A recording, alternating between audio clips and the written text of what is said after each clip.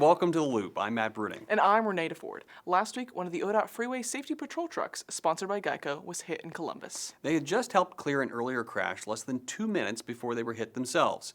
Columbus police cited the driver. Thankfully, no one was seriously hurt. This was the 13th time one of the FSP vehicles has been hit in Ohio.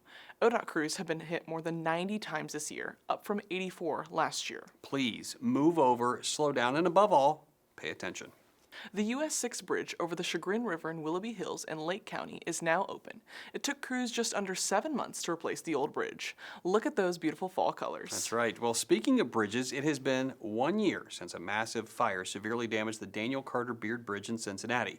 Crews from ODOT, the Kentucky Transportation Cabinet, and Great Lakes Construction, and dozens of other contractors worked around the clock to get the bridge opened in just 100 days. The fire was determined to be arson, and those responsible were arrested, with the person who set the fire, Terry Stiles, serving a sentence of 9 to 13.5 years in prison. Last week, a large fire damaged a portion of highway in the Cincinnati area again. A tanker carrying diesel fuel rolled over and caught fire at I-75 and Union Center Boulevard in Butler County. Thankfully, no serious injuries here. A section of the pavement was damaged and had to be repaired. ODOT worked closely with the Butler County Engineer's Office to get the busy intersection reopened. But when you think about projects, you probably focus on public meetings, orange barrels, detours, and lane shifts. But our Colin Truby shows us there's a lot more that goes into it before the first shovel of dirt is ever turned.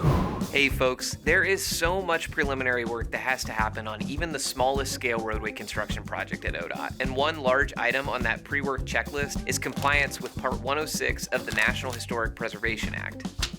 This act requires state agencies to consider the impact of their projects that are listed or eligible for listing in the National Register of Historic Places. And this includes property that is significant to Native American tribes. It is absolutely crucial that ODOT maintain good working relationships with the federally recognized tribes. And that's where the Tribal Nations Conference comes in.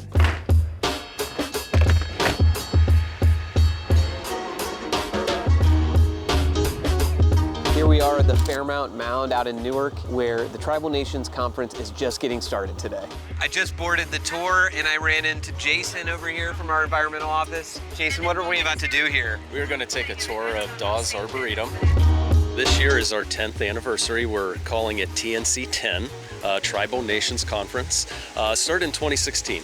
It was our first conference. And it started very small. I think there were 9 tribes at the time. This year, we actually have 32 representatives present from 14 tribes, and we had another 4 representatives that joined us virtually as well. We talk about coordinating projects. We talk about education. We build relationships. A part of that Section 106 process is you need to talk to not only your property owners, your other historical societies that might have interest, but the tribes, who can give us a great deal of information about what is important to them. So we're out at the Flint Ridge Trail, and I'm just catching up with William here. I've been coming to the Tribal Nations Conference for 10 years now. I think when the archaeologists and the professionals here, they have an understanding of the site.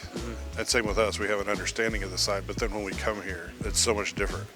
And I think it creates a new understanding for them as well, because then they see what it means to us. The last stop on my journey with the Tribal Nations Conference is here at the Great Circle Earthworks, and I'm catching up with Josh. I'm a representative with the Wyandot Nation of Oklahoma. We're originally from here in Ohio. We're the last tribe to be removed in 1843 from Upper Sandusky. So it's been a few years shy of 200 years since we've had any tribes here. So the way I see it is that all those organizations that partner with tribal nations, they're here to protect those sites and homelands, but also be representatives for those tribal nations that can't be here on a day-to-day basis. It's a working relationship, and that's why I'm thankful for all those organizations that help us out. Thank you so much for talking, and we'll see you next time. See y'all. Let's go, yeah.